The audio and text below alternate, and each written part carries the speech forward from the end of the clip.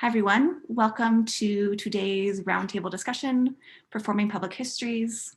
My name is Kane, and I will be the facilitator / one of the panelists for this discussion. Before we get into the session, I want to take a moment to recognize that this is a difficult time as we mourn the most recent victims of anti-Asian violence in Atlanta, the victims of the shooting in Boulder, and the victims of the multiple other mass shootings that have occurred in the past several weeks, all of which is in many ways inextricably linked to the lasting and disproportionately distributed effects of the pandemic. I would like to invite you to join myself and my colleagues in supporting Asian and Asian American communities and organizations during this difficult time, and in standing in solidarity with those affected by these abhorrent acts of violence. There are, of course, myriad ways to do this, but I'll put a few links into the chat box. If you'd like to add other resources, please do. For some reason, it's not pasting. Technology is always fun. There we go. Oh, of course it did twice. Okay, so with all of that said, thank you so much for being here and for joining us today. We're thrilled to have you here. As I said earlier, my name is Kane. I'm a PhD candidate at Cornell University in Performing and Media Arts. My research focuses on the ethics and politics of research-based performances, including works that engage multiple publics in the writing and performing of local histories. And I am so excited to introduce you to our three panelists, Evangelista, Joshua Grafman, and Sarah Hetty. I feel like I just mispronounced your name, Sarah. Great, and to have them share some of their incredible work with you. So today we will introduce some of our work so you have a sense of the ways in which we're using art to think about public history. And then we will have a structured conversation about that. And then we will open it up to Q&A with all of you. Okay, so I will introduce each of the panelists before their initial remarks. And I'm going to begin with Evangelista, who is an assistant professor of dance at Oberlin College and a faculty fellow at the Center for Communicating Science at Virginia Tech. Al is a multidisciplinary artist whose creative process engages with social justice and performance studies. His research identifies ways in which theater and dance provoke and create change. So I'll let you take it away from here. Thanks, Caitlin. Thank you all for being here, and thank you to Sam behind the scenes for helping us out during this panel. I'm going to share screen. This is always the fun part as I try to find the right window. So as Caitlin started, I've been thinking about the relationship between performance and history, most recently through the devastating events in Atlanta, how the documentation in the mainstream news continues this historical narrative and archive that left many folks disappointed, as exemplified by the large amount of missing and incorrect information about the victims, their lives, and their histories. And this missing information continues to leave gaps in documentation that ranges from the correct way to pronounce the victims' names to blaming the event to a bad day. And I'm not simply talking about a lack of historical information. It exists, and many brilliant scholars like Erica Lee and Shelley Lee document this work, but instead to look at how the repetition of certain types of histories continues despite this archive. So much has been written on the Asian population percentage in Atlanta versus the percentage of Asian victims, but I also find myself surprised by the lack of attention to the distance and space between the locations. So that's why I'm starting with this slide. How the distance traveled is so far, despite Atlanta traffic being a frequent joke. And that to me is heartbreaking. Even with liberal documentation, such as John Oliver's TV show, his program short introductory segment that covered the shootings failed to acknowledge the historical racism and stereotypes suffered by Asians and Asian Americans. But my performance studies lens today is not through an analysis of mainstream media, despite this introduction. Instead, I'm scheduled to talk about these gaps of information as they relate to my artistic practice, the archive, movement, and dance. And more specifically, I'm going to be using a term that dance scholar Imani Kai Johnson uses called social choreography. Johnson uses this phrase to highlight the ways in which society is compelled to move in and through the world. And this is especially important to me when I think about my body and other Asian American bodies in a diasporic context. So my choreographic work, Hollow Hollow, that I'd love to expand on for you now is is something I started when I learned that a lot of the food I was eating as a Filipinx American individual was actually introduced to my family when they were living in the Philippines still, when Americans came to colonize the Philippines. So part of the American strategy, for those of you that don't know, to culturally colonize the Philippines was to introduce Western values and taste and food. So one example of this could be Liam Perrin sauce, my dad's favorite steak sauce. And from this, I wondered what tastes got replaced or lost in this type of colonizing strategy. So the word hollow, and then how I could acknowledge and hold closely in performance that lost hallow. Now, halo halo, H-A-L-O, H-A-L-O is a Filipino dessert. It is so good. And this layering of it was important to me to think about the many ingredients in halo halo, and then also the many ingredients as we work with different archives in history.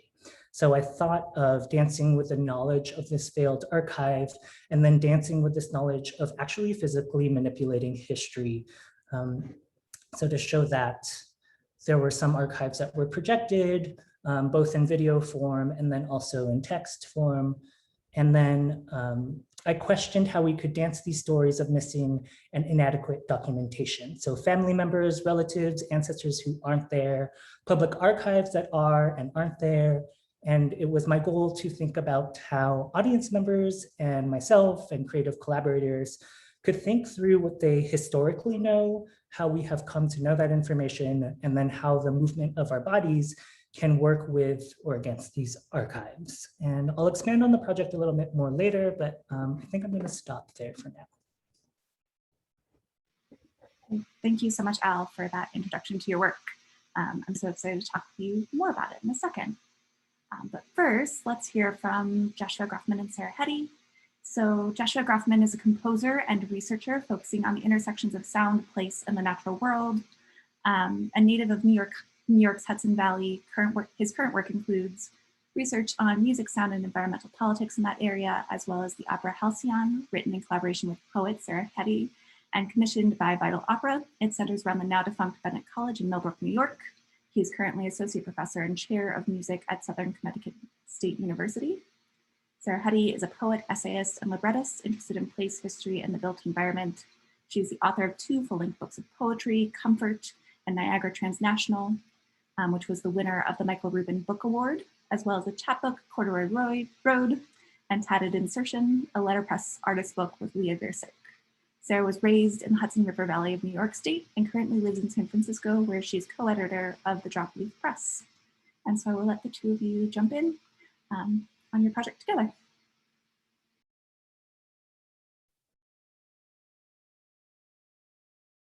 Cool. Thank you, Caitlin. And yeah, great. Can I take it away, Sarah? Yes, I'm gonna take it away. So Sarah and I will toggle back and forth to talk a little bit about Halcyon, both the music and where the libretto comes from. I'm the composer of the work. I think Caitlin mentioned that, and Sarah's the librettist. So I'll talk mostly about the music. Sarah, can we have the first slide? And then the next one, maybe. Cool. Yeah. So just a little bit about the subject matter of the opera itself. Halcyon, the opera, is about Halcyon Hall, which is, as you see there, it's a late 19th century building that was built in Millbrook, New York, my hometown, in the late 19th century as a luxury hotel. And you can see that it was a truly sort of outsized hotel at the time it was built, and even still today, it was fairly massive, and the amenities that it offered were quite spectacular. Millbrook is about 2 hours north by car or by train from New York City. And it was about the same travel time in the late 19th century too. There was train service there. And so it was envisioned as kind of a resort luxury destination for wealthy folks to come up from New York City and vacation there. So it was built in at the end of the 19th century, and it failed. By the early 1900s, it was active for less than 20 years. And it's hard to say exactly why it ran into financial difficulties. It was maybe a little too far from New York City. There was a recession.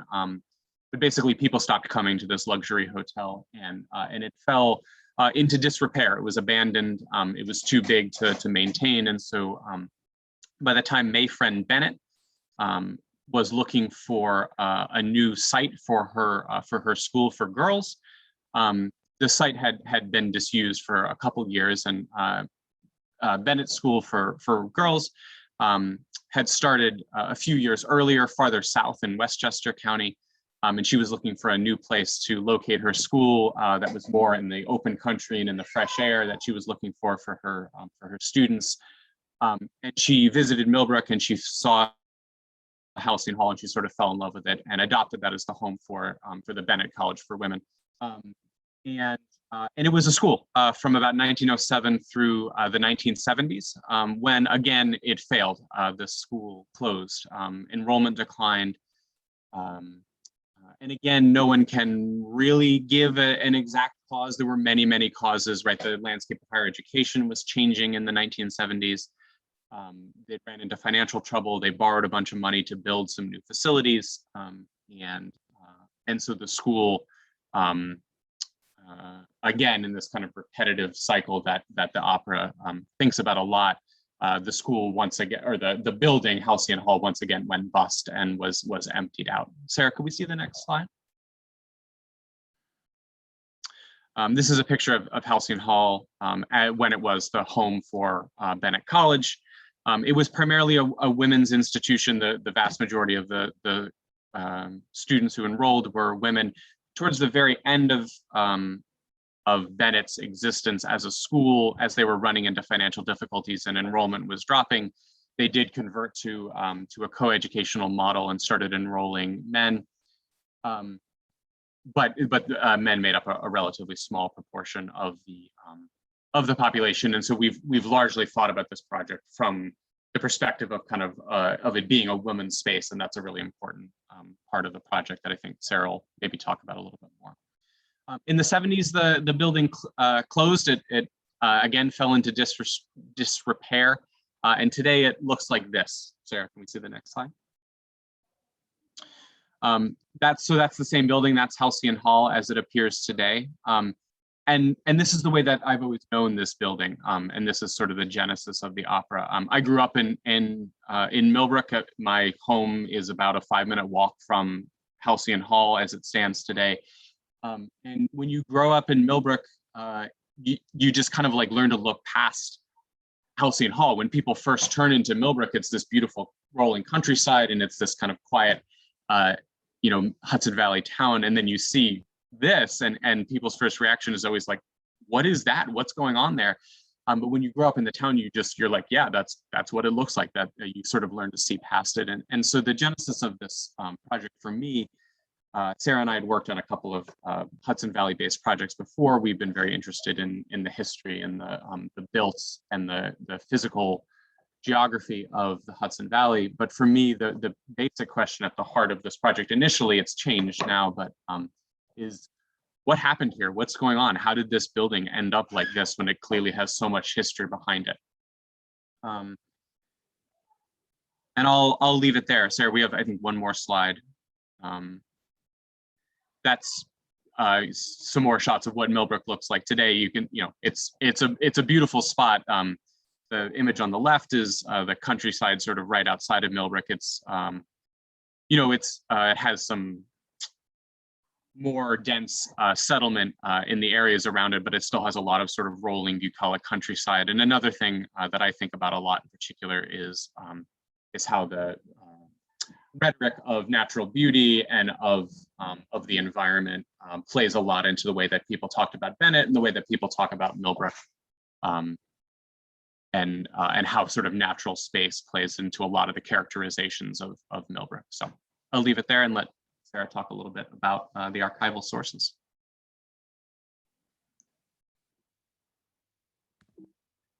Great, thank you, Josh. Can everybody hear me? Great, okay. Yeah, so I want to give a spin through some of the materials that I worked with in writing the libretto for Halcyon. And I grew up a couple of towns over from Millbrook. So I also have a very local stake in this subject matter as well. Whoops. The first real set of material that I gathered was interviews with alumni of Bennett College. And this is a photo of a few of these women that are all in their 60s and 70s now, among the last classes of the college. And that was kind of my this initial cache of what felt like treasure in collecting their stories and memories of their experience in the 60s and 70s at Bennett. And then following that, I realized I really needed to go deeper into the actual archive. And so I worked with the Millbrook Library, which has a sort of haphazard collection of a lot of Bennett College materials, and also the Town of Washington and Village of Millbrook Historical Society that also has some holdings. So these are some photos that are sort of representative of what I found there. Bennett used to have this tradition of having a big May Day celebration where they crowned somebody the queen, the May Queen. So there are a lot of these kind of incredible photos from the early 20th century. Things like this, which are very inexplicable. I don't know what this is, but this was very intriguing, and it was really fun to see stuff like this. And just like slice of life from the early 20th century of these students and their time at Bennett. Some text-based things. This is like sort of a yearbook from the 20s, I believe. And this is very charming to me as a poet to find stuff like this, little slices of life and things in students' voices. Another thing that we really worked with for the libretto was this tradition that Bennett College had of staging the Greek tragedies in an outdoor amphitheater that you can see on the right. These steps that they built into the lawn, and they're just incredible images from these productions that they did for maybe 15 or 20 years. And I ended up using the text that was adapted and the music that was specifically for these productions at Bennett found its way into the libretto as well. Fun stuff like this, like maps of campus that I use to really piece together my understanding of the physical space of campus, which I knew from walking around on foot, but kind of trying to excavate what the physical space really was, because that ended up being one of our major concerns, was just like, what is this place and what was here? So building out that understanding with things like these maps, and also like inventories of the property, which ended up becoming a very political issue, as I'll get into a little bit.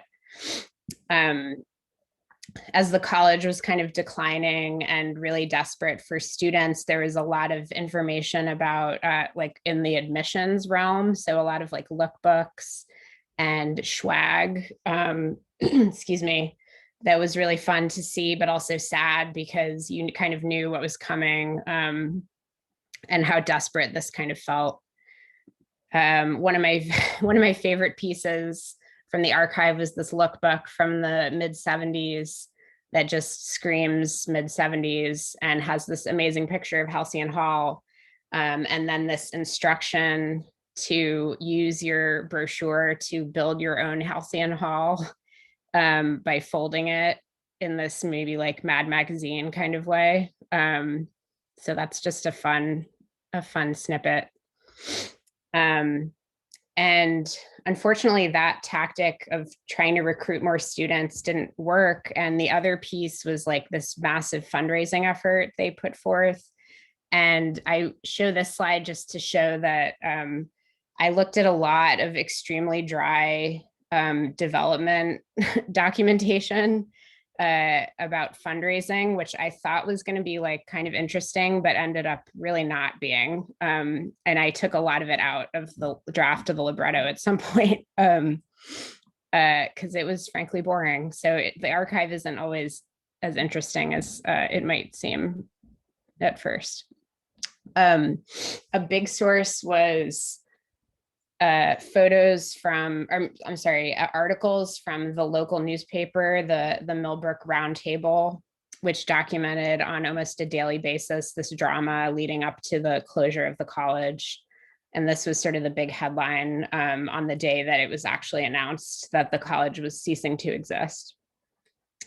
And then from the broader kind of news world, this was a national story.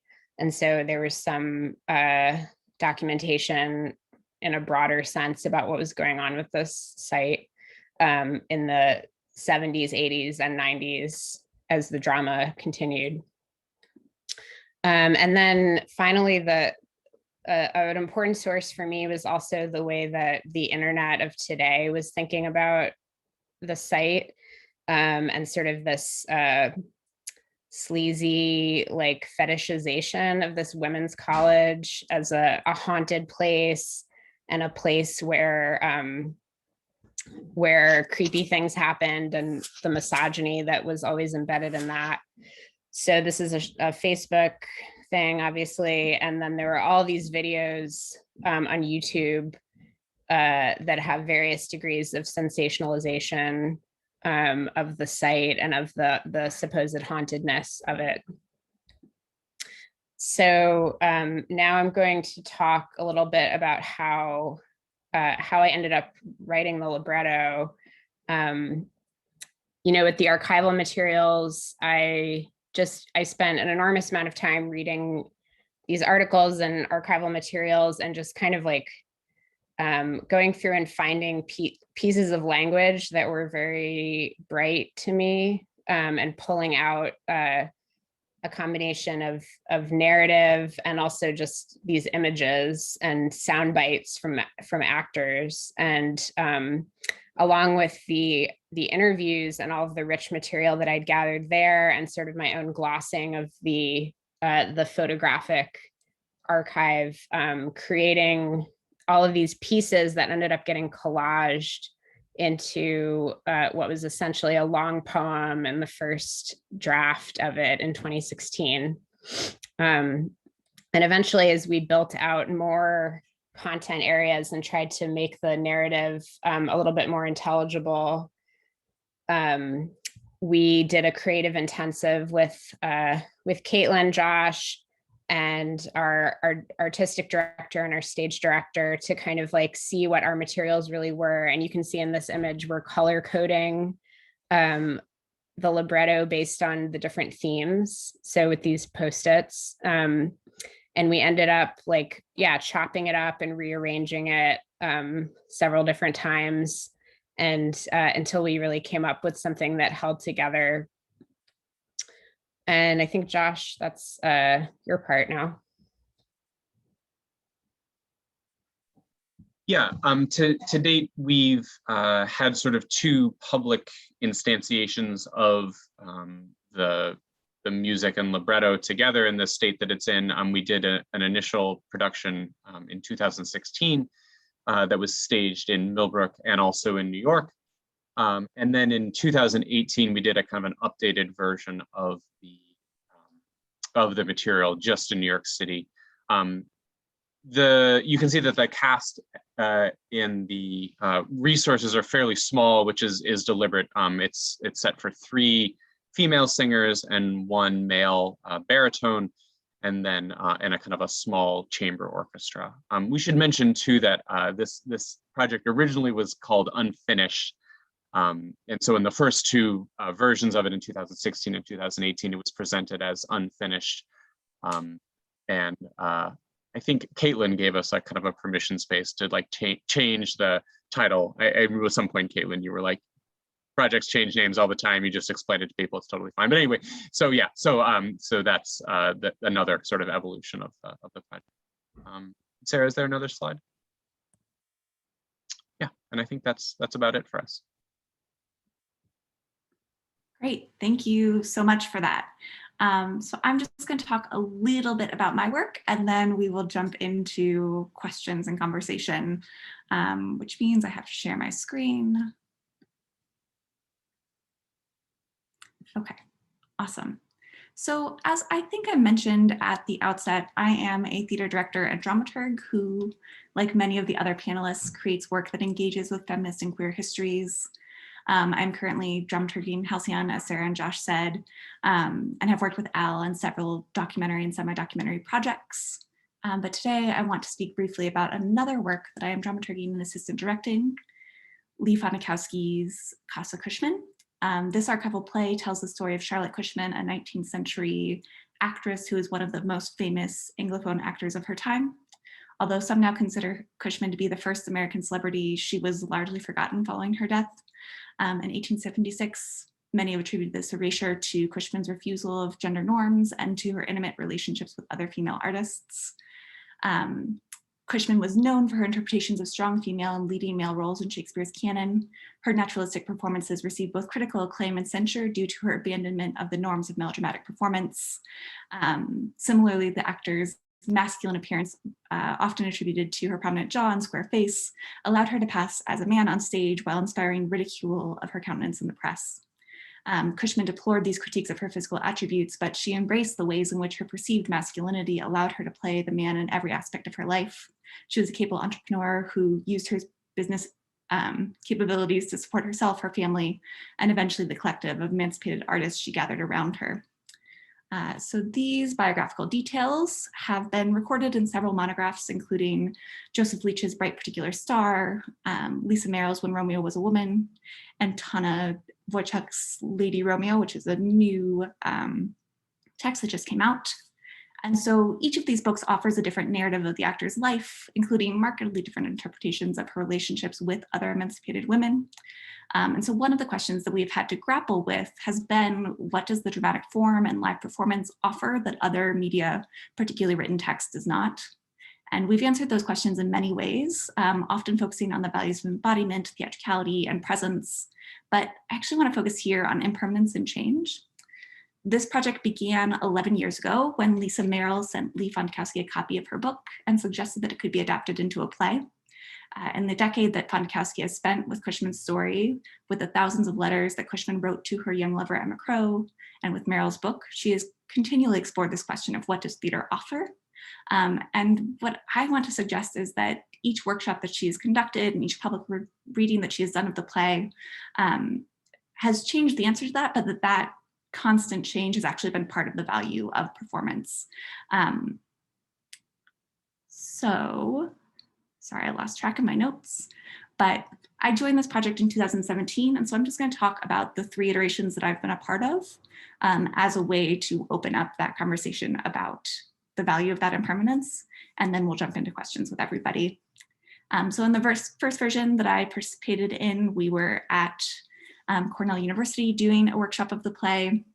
And in that version, we used a parallel structure that told Cushman's life story alongside the story of a scholar loosely based on Lisa Merrill, who discovered not only the archival remnants of Cushman's life, but also recognized her as an early lesbian figure in contrast to the ways in which Cushman's narrative had been articulated at that point. And so this duality allowed us to stage the gaps in the archive and to invite audience members to think imaginatively about how we reclaim historical figures. But Lee was dissatisfied with sort of the narrative arc. And so after that workshop, we began to think about the piece differently. And so in the next version, we shifted this focus away from Cushman and began to think about the collective of emancipated women that she gathered around herself. This focus allowed us to attend to the undertold stories of figures like Emma Stebbins, the first woman to receive a public art commission from New York City for her sculpture in Central Park, which is shown here, The Angel in the Waters, which was modeled after Cushman, who was her longtime lover. And so that iteration of the piece was really exciting because suddenly, while Cushman was at the center of the piece, we were telling the story of all of these women who had similarly pushed back against the norms of their time. And in the most recent version, which we have yet to present due to COVID. We were supposed to, but then everything stopped.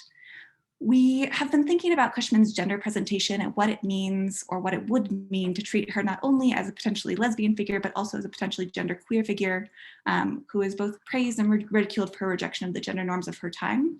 And so in the next iteration of this piece, we will be working, at least assuming that we stick with the plan as it was laid out before COVID, exclusively with trans, non-binary, and genderqueer actors, and thinking about how that embodiment of these historical figures changes our understanding of these narratives.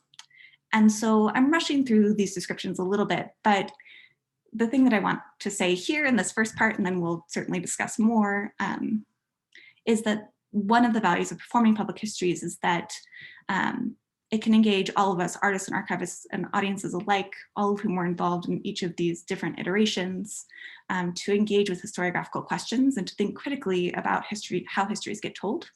And so we'll delve further into that as we continue, but I will end my screen share and jump into questions. So we'll do a couple of questions ourselves, and then we'll open it up for all of you in the audience to also ask questions. And I will start with this one, which is for everybody. So our understanding of history often evolves over time as we confront new evidence and as the workings of sociopolitical forces become clearer. How has your understanding of the histories that your project grapples with changed? And how does your medium, since we're all working in slightly different media, although they overlap, inform those changes in understanding? Now we'll let whoever would like to start us off.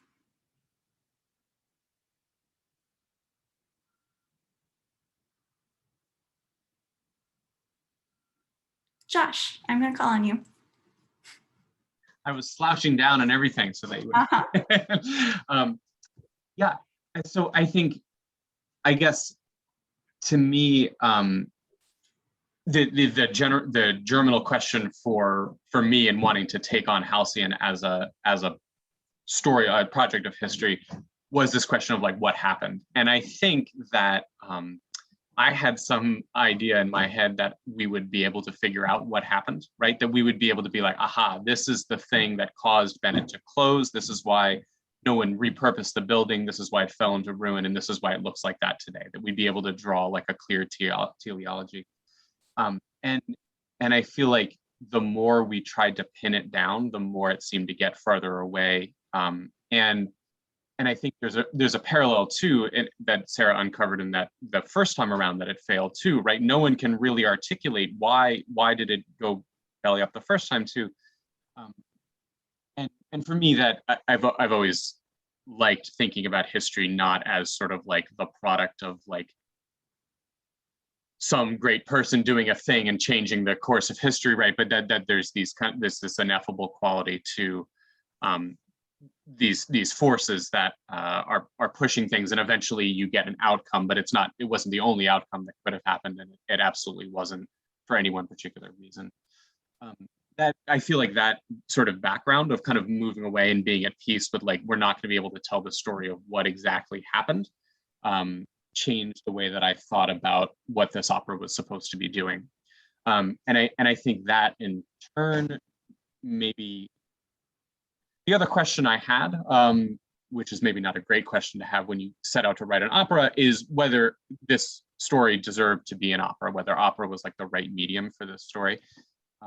And I've struggled a lot with like, well, why are we telling this as an opera? Why is music in particular like adapted to sort of deal with the meaning that this place had for people, and to sort of like take this archival material and Sarah's words and like set it to music? What that's always a kind of a nonsense thing to do in any circumstance, but why particularly in this situation is it appropriate? And I guess as I've come to terms with this idea of a kind of a very sort of multi-pronged answer or no answer at all to why the whole place failed, being able to use music to sort of suggest the multiplicity of felt experience, to be able to say like, here's a person, here are some words that they said, and here's like their emotional journey as told through music, being able to sort of pull on music's ability to show emotion or to make emotion audible has been a really powerful way to grapple with that multiplicity and that sort of non-teleological nature of history. So I think my understanding of the history has changed, and I also think my understanding of the medium has changed through grappling with the history. Absolutely. Yeah, we've run into a lot of those same questions about Cushman. We keep thinking like, should it be a podcast? Should it be a TV show? Do we need something that's longer and more expansive to be able to tell all of these interlocking stories? So I definitely hear you on that. I mean, and I was going to say too, you know, like opera is always in crisis, maybe now especially, right? Like, and so there's just that question of like, we're taking this creaking old apparatus and like applying it to, you know, and so, but I think everybody feels that way about their medium. Totally. Sarah and Al, do you have anything to add on this question? I just love the phrase, Josh, suggesting multiplicity, because I think that's what we're trying to do through or at least I am trying to do through dance and performance as well, as suggesting this form of complexity in all of the archival materials that we found, even suggesting that archive can be our present, like trying to archive our present moment. So what are the ways in which we've tried to archive this pandemic? And then how have we done it through our specialties? So it was really difficult at the start of the pandemic to help students frame the lens of dance in negotiating whatever the pandemic was for them. But then once we broke down, oh, this is also a choreography of 6 feet apart, a choreography of now we're all negotiating what it means to be on the sidewalk and off the sidewalk. So I see, I guess I'm looking at our specialties in terms of how it helps us give a particular lens. And then of course, adding the complexity of the different philosophical or research or theoretical lenses that we want to apply to it. If it's a queer intersectional lens, if it's a Black feminist lens. But I do see it as one ingredient, if I guess that's a bad joke too, coming back to Hello Hello. But I do see it as a sort of layering strategy in order to get to the complexity of these histories and how we can look at them in different ways and what each performance can reveal. And even as we change the title, how the different title can reveal us to a different part of the story.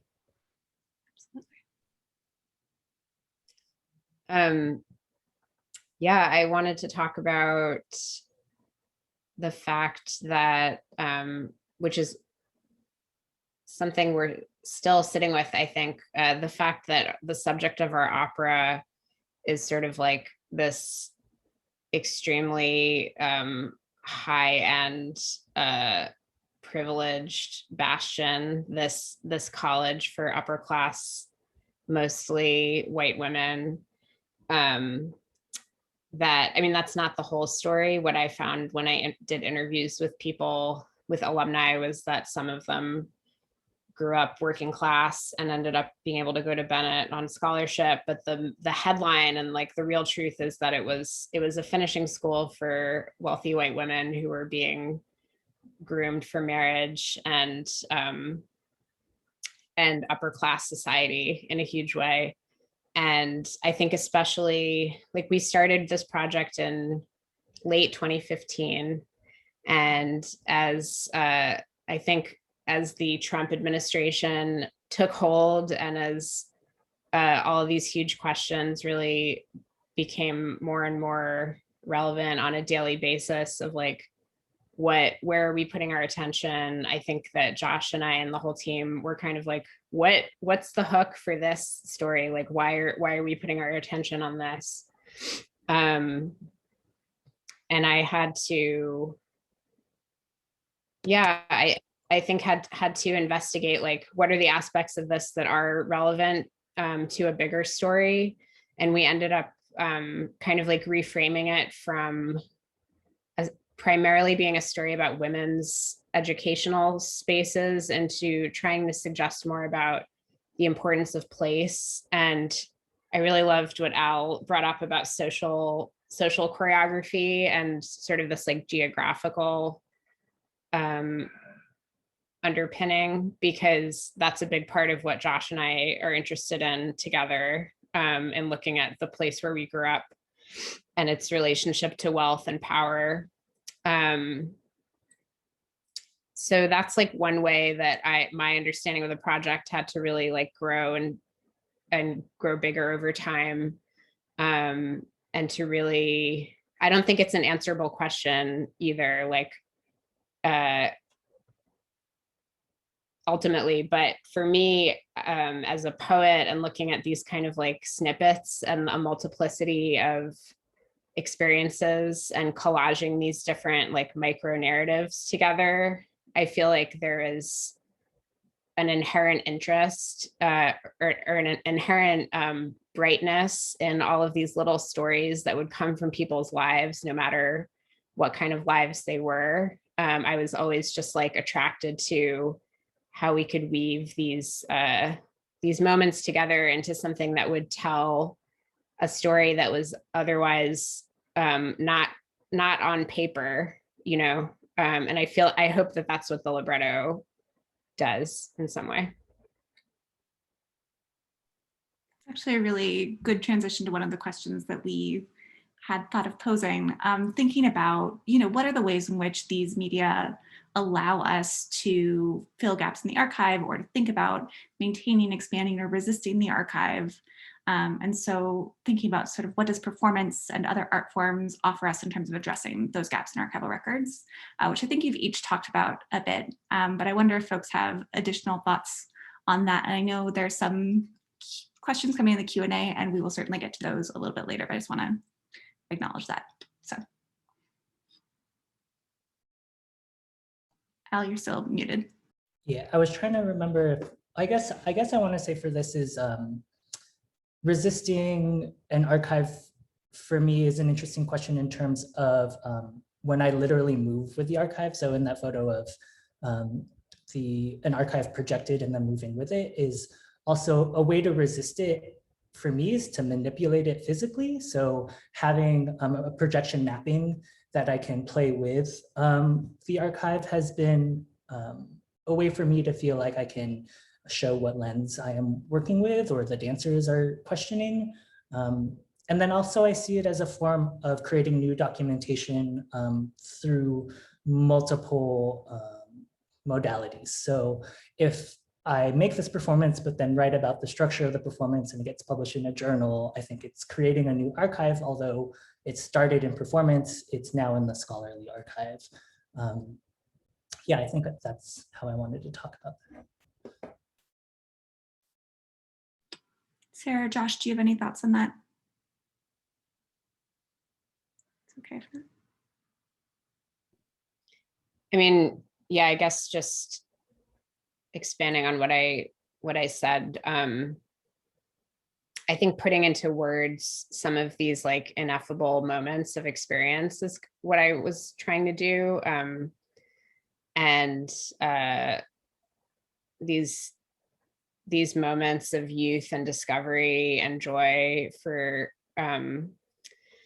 these women who attended the school, and how those are still somehow alive in the place, even as the place is destroyed, or they exist somewhere. And so like trying to pull them out of the air or out of memory into like a repository that we can experience in a live time-based medium was kind of the idea of that. And I don't know if it's resisting as much as like expanding, like creating a new archive based on the one that already exists. And some of that is like fact-based, like just translating other kinds of texts into poetic text, but some of it is more imaginative or a little bit of projection and leaping into another space. But I think it's still in the spirit of the truth of the story for me. Definitely. I think one of the things that I was so drawn to when I first read your libretto and first engaged with the opera was really thinking about the way in which Halcyon Hall operates as a character and as its own sort of form of archive, even though we don't have physical access to it in the ways that, you know, we maybe would dream of in terms of being able to enter the space. But certainly the ways in which that carries narratives and sparks our imagination in terms of the ways that we're thinking about this piece, and has for the two of you throughout your lives. So just to build on what you've already said, Sarah. Josh, do you want to add anything, or should I move on? Just because you mentioned the idea of the building, I'll add or drop in the idea that we've talked about with the electronics in particular in the piece, right, as functioning as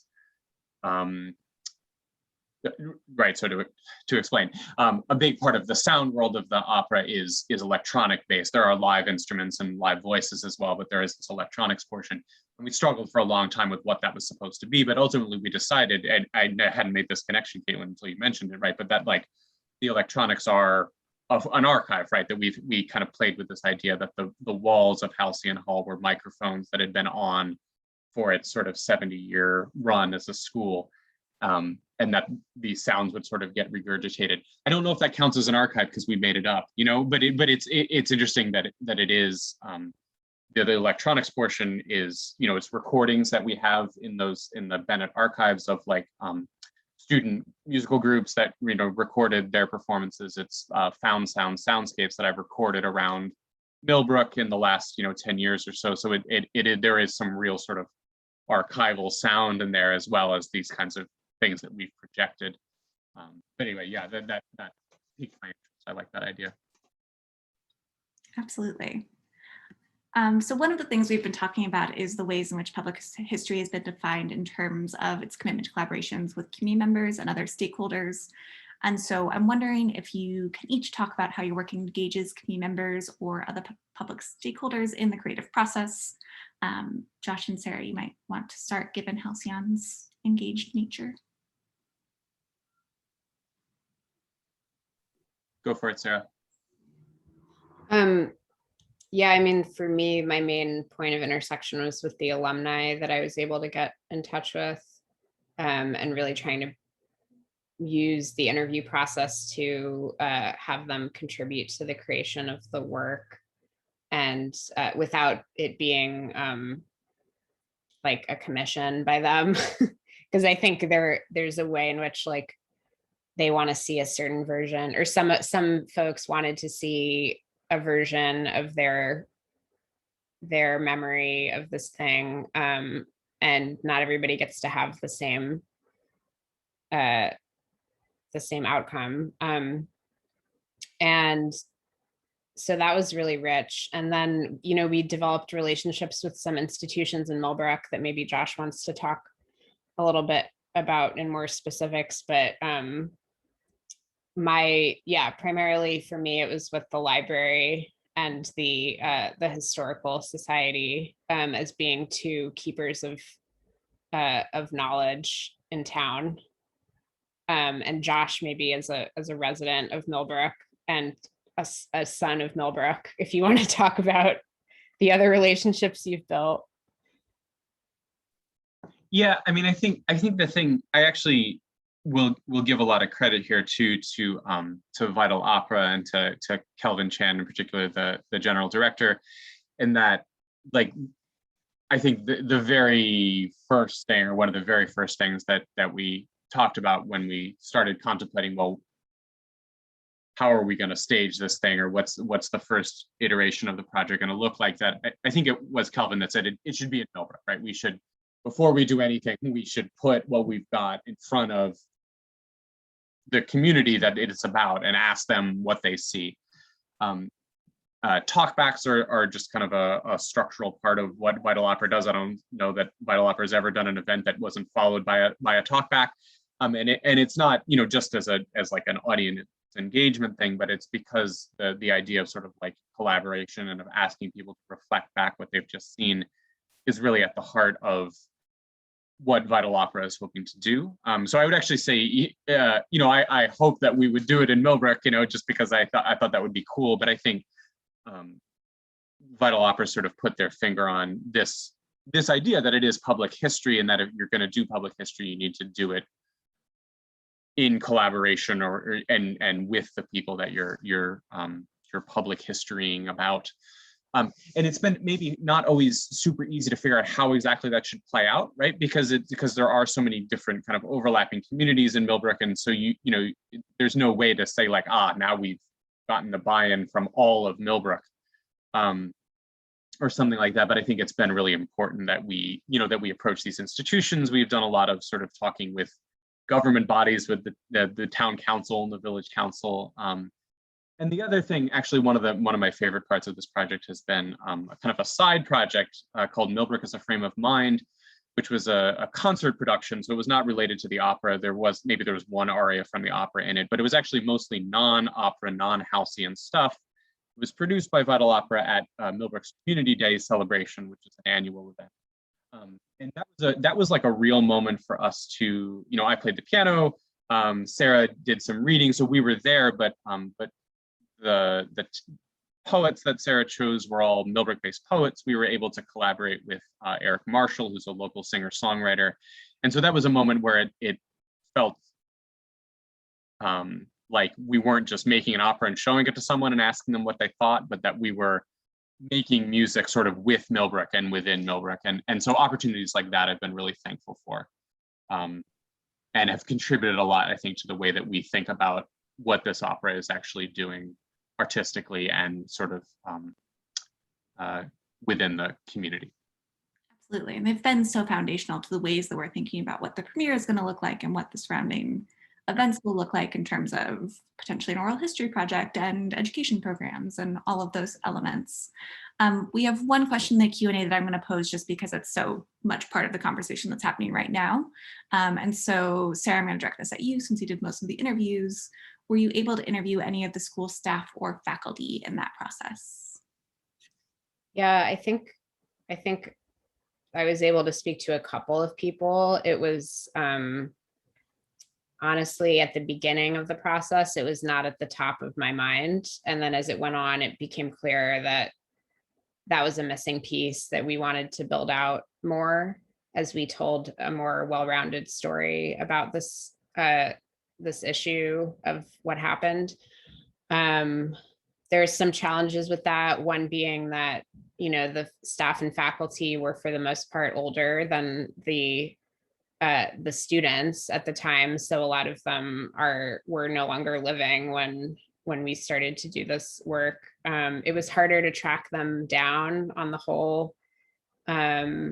And the people I did talk to, there were varying degrees of enthusiasm around wanting to talk about it. I think some people very much were kind of over it, not interested, or had a blockage around it. I think the archive, the Millbrook Roundtable, the local paper, has had amazing documentation of townspeople and staff reactions to the closure and leading up to the closure. And so I definitely incorporated that, a lot of direct quotes from people who worked at the college or who taught or who lived in town. So I feel a little bit better about having that in that material, without being able to incorporate as much contemporary interview material with those constituents. Yeah. Thank you. Al, do you have anything that you'd like to add on this thought about collaboration with public partners? I think, no, it's okay. I'm sure it'll come up later in terms of thinking about community. Yeah. Yeah. I'm trying to navigate the space between facilitating and talking about work, but I'm going to answer this one. And so I think one of the things that's been really interesting about the Cushman process for me has been that Lee and I both, generally speaking, work with contemporary narratives. We work with living subjects. Lee is best known as the lead writer for the Laramie Project and has done a lot of work on contemporary subjects, as have I. And so working with a 19th century figure has really changed the way that I've been thinking about this question, because there's not a public in the same way. And so part of why I brought up the ways in which impermanence and change have been part of this process and the amount of time that Lee has spent on this project, which has really been more than a decade, is thinking about, do those collaborations with other artists, those collaborations with archivists and with Lisa Merrill and with the audience count as this kind of public engagement? And I think that they do, and I think that it engages us differently with history than how we've oftentimes thought about it in our work. And so that's just an initial thought there, but I think that this question gets at some of those possibilities and the ways in which Cushman's story opens up possibilities, particularly for queer communities, to think about who sort of are our historical figures and how do we tell those stories. So there's that. And then, oh, Josh. I was just going to ask you, Caitlin, are panelists allowed to ask other panelists questions? Did you, like, because that's a really big shift, right? From working with, like, and I remember like talking about, you have another project, right? That that's about the Deepwater Horizon, right? Oil spill, am I right? And like you talked about that, right? That's like this intensely like ethnographic approach, right? Where you're talking to the families. And was it frustrating then to like be like, I can't talk to this person, I can't like get at her or whatever? But I obviously wouldn't have taken it on if you didn't find it exciting, but it seems like it could be such a dramatic shift to have to change your whole approach because you don't have access to the living humans. Right, absolutely. And it was, and I mean, it's interesting, Lee originally wasn't going to take on either of those projects, right? Either Spill, which is about the BP oil spill, or this one about Cushman, and got drawn into both for various reasons. And she's talked a lot about the ways in which she struggles with that question, right? Of like, I can't talk to Cushman, I can't talk to her lovers, I can't talk to her assistant. What do we do with those gaps and how do we navigate that space? And I think the thing that's been interesting for me as the dramaturg on that project is that I've been able to come in and, in part because there's been so much digitization of archives recently, been able to help her answer some of those questions through archival resources that are now available. So like her assistant was arguably like the one person that she thought of as an equal, but also was a person who was a servant to her family and was a young woman, like 14, a young Black woman, 14, when Cushman took her overseas. And so like there's a really complex relationship between those two figures that we're still really trying to piece together because none of these texts delve into Sally's story, but there are materials on her. There is archival material that can help us to figure out that narrative, which is part of why the project is taking so long, is that we keep getting caught down these like alleys of, okay, but who is this figure and how can we tell her story more wholly? So there's that. Okay, so it's 4:28, and since we have questions from audience members, I want to answer those questions, and if we need to fill with other ones, we will. So I'm going to go in the order that they were asked. So the first one is from Sarah Weller, who says, thank you for an inspiring session. Would anyone be willing to discuss the use and practice of erasure poetry in creating historical narrative? Sarah's narrative building process with archives reminded me of erasure poetry in a way, and I'm curious to hear more. Thank you. And so Sarah, I'm going to have you start since you are the poet here. Sure, yes. I was very much influenced by erasure poetry and other techniques in that realm. The bigger category in which I see this libretto as fitting into is called investigative poetics or documentary poetics. And there are a lot of great examples of work that has that framework on the book level. And I don't know, I mean, I guess when I worked with,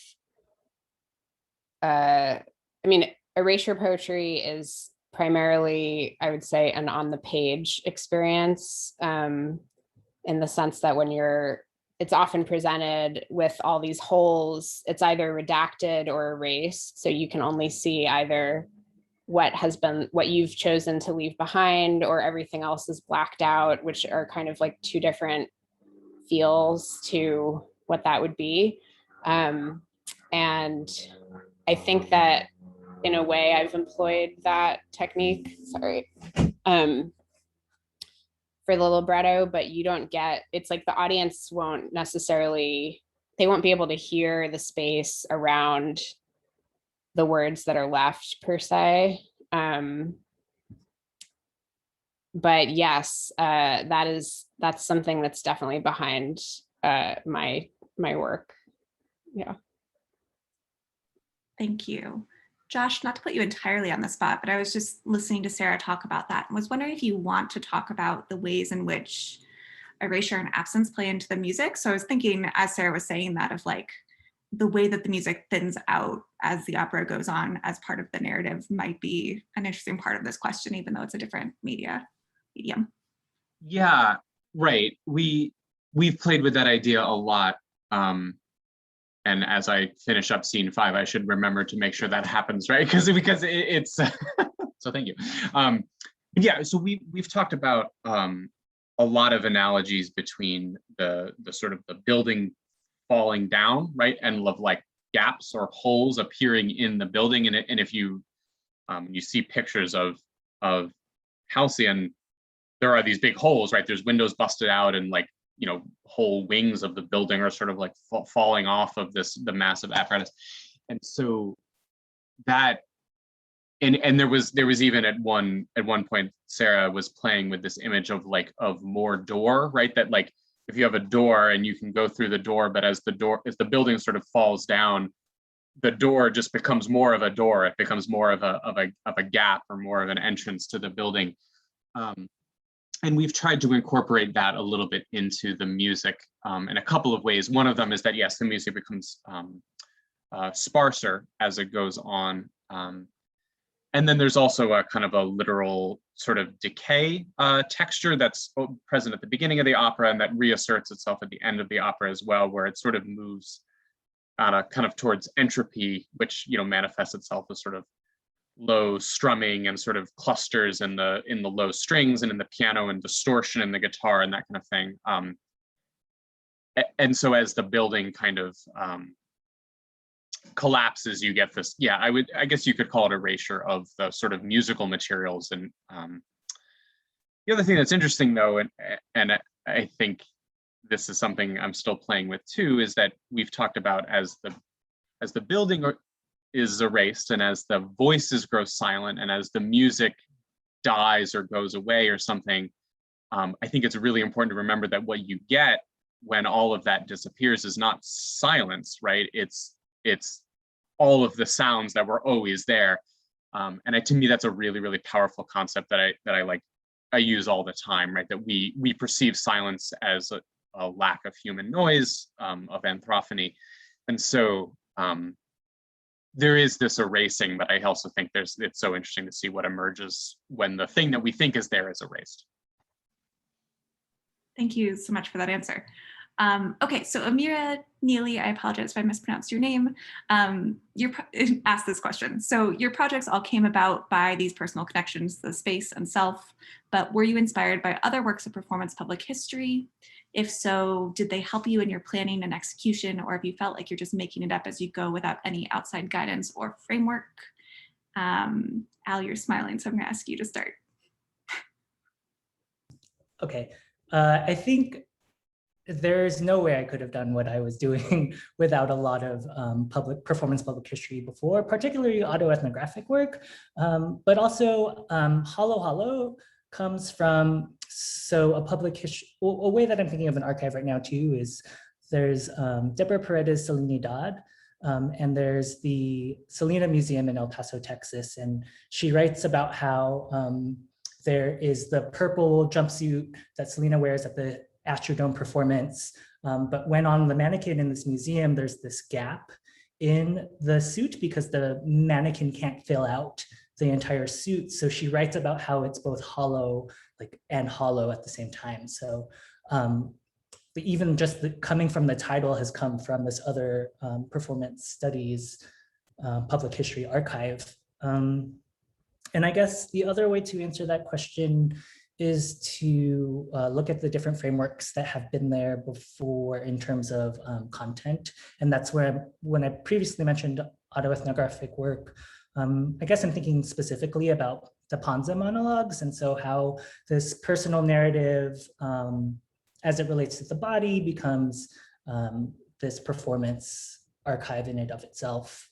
Even the introduction to the Panza monologues is a look at how a work can get produced when it's about minorities in Texas. So, but I'm also thinking about, it's really lovely to hear about this erasure poetry, because thinking of that from a choreographic standpoint, there's a way that you can show partner work on stage and then take away one of the partners. And that's what happened in Hollow Hollow for just like a very brief section, but now I'm wondering how it could exist in a very longer section. And the audience would see this parallel, right, of one person getting supported and another not, with the partner and the not partner. But yeah, as we're thinking about erasure in archives, that's something that's interesting. Sarah and Josh, did you have models for the work that you're doing, particularly sort of public history performance models? First of all, I just want to say that is so cool, Al, the idea of the erasure of the partner. I love that idea. So juicy, as a parallel to erasure writing. I have to say that I don't like, this was my first real performance-based thing, my first libretto, my first time-based project, really. I don't usually work in the world of performance. I'm not a playwright otherwise, like, so even the idea of like narrative was kind of difficult for me, and we worked through that a lot in the development of this piece, to make it transform from just like a long poem into an actual narrative of some kind. But I think the main influence for me was and remains in a way, the books of C.D. Wright, who is a belated poet who worked a lot with oral histories that she would translate into book-length poems, like her book One Big Self, which documents women's prisons in Louisiana, and sort of like collages together pieces of interviews and historical research that she did. She also did a project documenting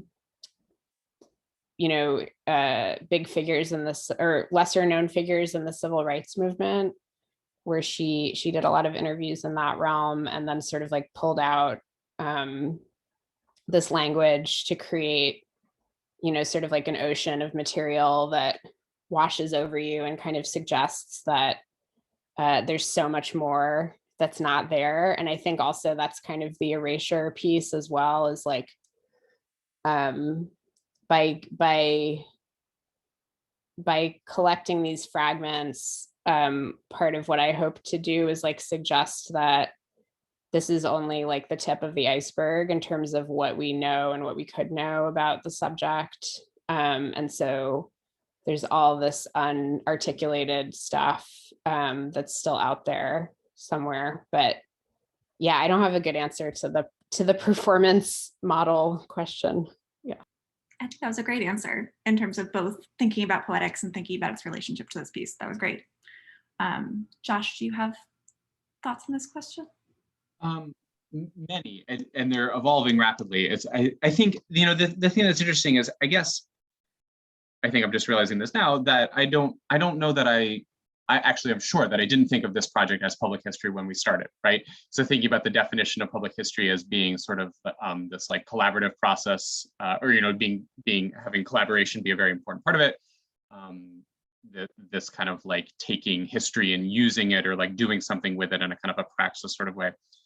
And, so I think my most direct artistic inspirations for what I was hoping to do are primarily literary, and they tend to be, so like what Faulkner was doing, right? Of sort of like taking the kind of like a place that he knew well and making a thing out of it. But I guess and so then I was thinking about, well, what makes Faulkner not public history? And it's that Faulkner wasn't that invested in like getting it right, that it's a very like idiosyncratic portrayal of a place that Faulkner knew well. And so I think the way that my thinking about this project has changed now is that I've become much more invested in the idea that this is not my story that we're telling, right? You know, it's about my hometown and it's a story that takes place in my hometown. But I think, you know, one of the big takeaways from this project is that there's so many stories that people want to tell about Millbrook. And so, and I think if it's going to be an operatic story, it's not necessarily going to be my story. It's going to be all of these stories that Sarah's unearthed. So long story short, no, I can't think of a lot of musical analogs. I think there are a lot of them that are happening now. You know, right, that there's a lot of composers who are sort of thinking along similar lines and kind of thinking about going back to that idea of like complexity and multiplicity of voice and stuff. I think there's a lot of operatic projects that are popping up now that play with similar ideas. And I certainly find those to be very inspiring and have been really interested to see those. But nothing comes to mind right away in terms of specifically operatic models for the thing that's happening here. Yeah. And I also, feel like- oh, sorry, Al. No, that's what I was going to say. I was like, I feel like you have a lot of documentary. Yeah, I mean, I'm drawing on a really long tradition. So in theater studies, this is a huge part of the field. There are community-based practitioners from Junebug Productions in New Orleans to Cornerstone to Roadside Theater, all of whom are doing variations on this of gathering community narratives and creating work from that is used towards a whole variety of ends.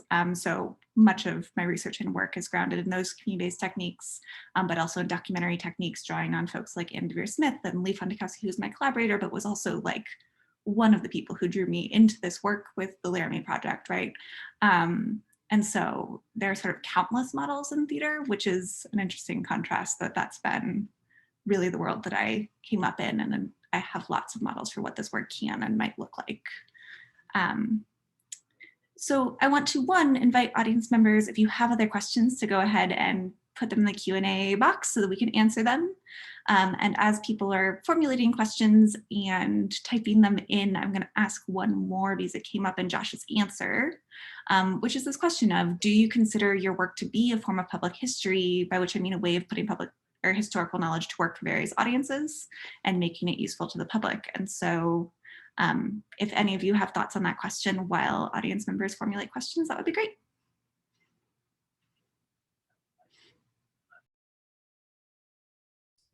I guess I do want to answer this question in terms of, because it's come up as I've listened to your smart thoughts, all of your smart thoughts of what do we mean when we say public? Like, who do we imagine when we say public?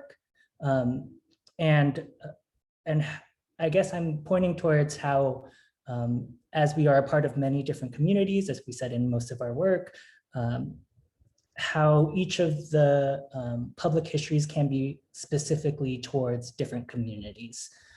So how can we, or at least for my work, adapting the historical narrative or the way that we present the history or the performance history in a way that's specific to the community. So like, if I'm dancing with a community-based company, then trying to do a talk back afterwards, or if I'm teaching a way to move with the archive, so it's specific to an undergraduate class, or even as we're finding out this work is becoming more prominent, like finding the different Filipino-American dancers that are doing this work, especially now during COVID when things are a lot online, like, oh, you're doing this too. How can we put this together into an archive together? So I think there's different ways. I think there's an intersectional approach to this question.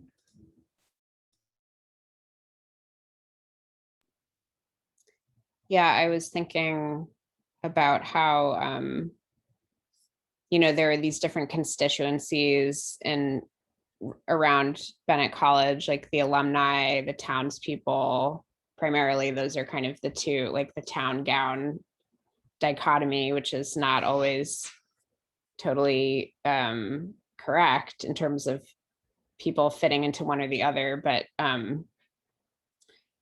I think we started, yeah, it's like both the idea that we really wanted to make this work like for the stakeholders in a way, to create some, I think at the beginning we were really talking about like Josh and I maybe had a little bit of an overblown notion of like this lack of closure that people had, and that we were going to be doing some sort of like restorative practice of providing closure through this opera, which I think, I mean, people actually have said that it did provide that for them, and we weren't leading them into that answer, which is really good to hear. I mean, that was from the alumni, but it's still the fact, I mean, the building's still there, and the story is ongoing. So that remains an open question. But I think as the project went on, we really wanted to think about how it would be relevant to people who were not familiar with the site,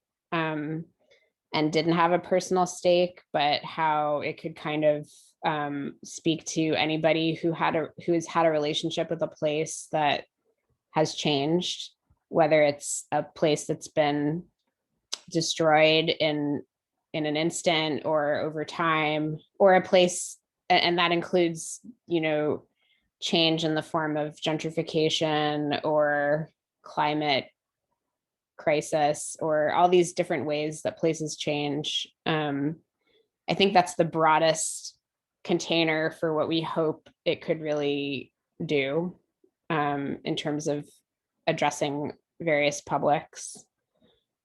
Josh, do you have anything to add to that?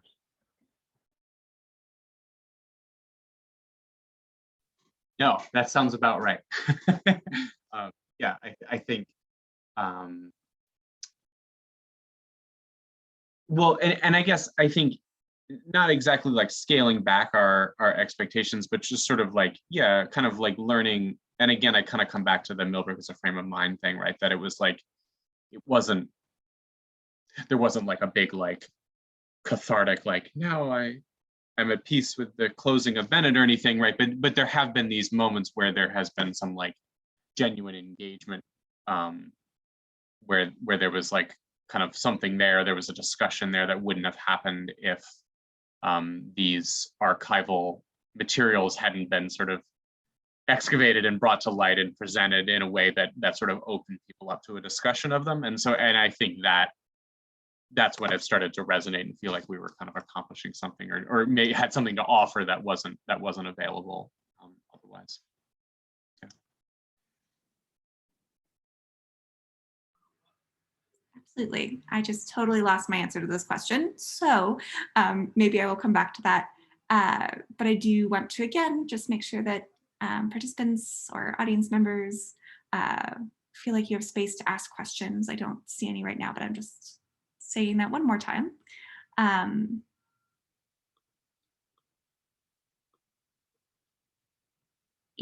while we wait, I'll ask one final question on our part, which folks may or may not have thoughts on, but how do you navigate the ethical and political implications of staging historical narratives? I think we're each working with very different source materials right now. And so I think the question is quite different depending on whether it's Cushman and archival materials and someone who has passed away for a long time versus living historical figures, et cetera, living people.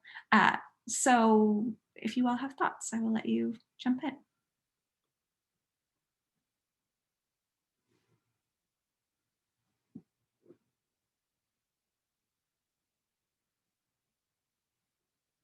Maybe not. I have thoughts about this, but I want to hear what other people think, because mostly my thoughts are I don't know how you navigate this. I know that it's a thing, but Al, what do you say? I guess what I usually try to figure out is like, who is it for? Are they asking for it? Who are we including? Who are we not including? Who's on stage? Who's not? Like all of those kinds of questions are what comes up for me when I'm thinking of community-based work. But then when it comes to an archive, I'm also just trying to think of the structures of power that have made the archive available, or who put the archive together, especially when we're thinking about erasure poetry, who got to do the erasing. So I guess that's one way I think about the ethics in the archival performances. I think I tackle it in many of the same ways. I've really worked to integrate community-based methods into much of my work, which has been really about making sure that one, the work that I'm doing is responding to needs and interests identified by the groups who are being represented, and two, that the folks in the room reflect the diversity and complexity of that group, and that there's ample space for feedback and for, you know, thinking through and reimagining with the relevant stakeholders. And so I think that's one of the things that drew me to Vital Opera and to the work with Halcyon with the two of you. And one of the ways that Kelvin convinced me to do the project at the time when I was really busy was because of sort of that commitment to engaging closely with community members and thinking about what is the value and relevance of this story, and how do we make it useful to the folks who are not only just seeing this work, but who might engage with it differently through, you know, education programs or through Millbrook as a frame of mind, et cetera. So those are some of my approaches. I just wanted to say that speaking like on the political end of the spectrum, and I'm thinking about local politics around Millbrook, and like politics with like a lowercase p in terms of just like who the actors are in town that we've tried to connect with. I feel like our dream is to stage some sort of outdoor thing on the lawn in front of the ruined Halcyon Hall. And I bring that up just to say that like there are a lot of things that would have to fall into place for that. There are a lot of people that we would need to build strong relationships with. There's a lot of like convincing and building trust to be able to gain access to the space in that way. And I think we're like continually trying to do that, but it's just endlessly fascinating, like all the dynamics in this tiny town and how this opera relates to them, and how people are engaged or not engaged, and what that means for like what we can or cannot do with the piece. So that still remains to be seen, but yeah.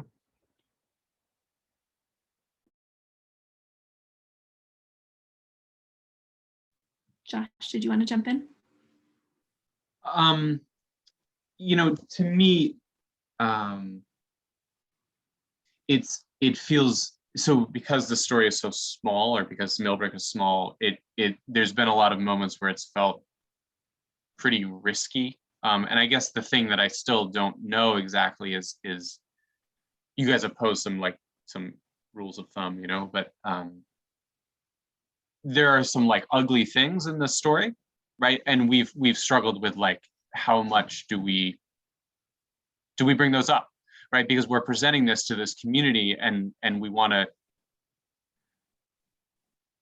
to tell a true story, and we also want the community to be happy when they look at this story. And so I guess the thing that I feel happy about what we've settled on is that we've not shied away from invoking some of the uglier aspects of it, but we've also, I think, kind of learned to recognize that that's a weighty thing to do. And so if you're going to do it, it's not just like, now we're going to like shock everybody with this thing, right? That it's going to be invoked with the appropriate weight, and with acknowledging where we're coming from. And that has felt like a kind of a productive way to go about it. Absolutely. Thank you. So we have, sorry, I'm not trying to rush us through, but I'm going to rush us through a little bit to get to the two questions that have been posed. And so one of them is from Adina Langer, who asks, what advice might you give to someone exploring archives to select material that could be interpreted through performance? And so Sarah, I mean, we all probably have answers to this. Who would like to start? I guess I would say like follow your interests and what feels juicy to you, and ultimately like then share it with somebody like down the road, because as I said, like some of the things that I initially thought were really interesting, like other people were like, This is actually just very dry. And we had to like call a lot of things, but I feel like at the beginning, like you just follow your curiosity and collect as much as piques your interest and then see what happens. I will add to that like any archive you have is going to be way too much material for a single narrative or a single piece. So the more that you're able to say, okay, there are many possible pieces here, there are many possible stories here, and I'm going to tell this one part of it, and maybe I'm going to come back to this material and do something else with it for a different event, for a different performance, but not feeling like you have to do all of it at once, because it's really not possible. Which maybe tells you a lot about me and the type of work that I do, but still, I think narrowing and like letting yourself tell one part of the story, knowing you can come back to that archive is really helpful. Do folks have other thoughts on this question? I guess the only thing I would also add as a personal bias is to see what the work can also like give as a public good while you're working with these archives. In what ways does it work against any type of hegemonic forces? And loud music is starting to play, so I'm sorry. We actually couldn't hear it, but I hear you. Okay, so we'll take this as the last question. So Alita Bourne, I'm sorry if I mispronounced your name. How do you see the use of performances being able to present stories in more engaging ways than a museum exhibit or a book? And I'll start us off just because I've thought a lot about this, and I think the thing for me is that it's not necessarily that it's more engaging, but there are different aspects of the story that can be told through performance and through embodiment and through music. And so recognizing that more often than not, this work is not a replacement for or a more engaging version of something that exists elsewhere, but another way to engage, another way to bring audiences in, another way to think about the types of knowledge that are gathered and prioritized. So a lot of my work thinks about oral traditions and the ways in which that can be and is necessarily the ways that marginalized communities track their histories and maintain their histories. And so performance is part of that and part of sustaining those histories. And so in that sense, sometimes those stories don't get put into a museum exhibit or into a book, and performance lets us do that work, which I think is one of its very significant values. But I also don't want it to feel like this is a replacement for other folks.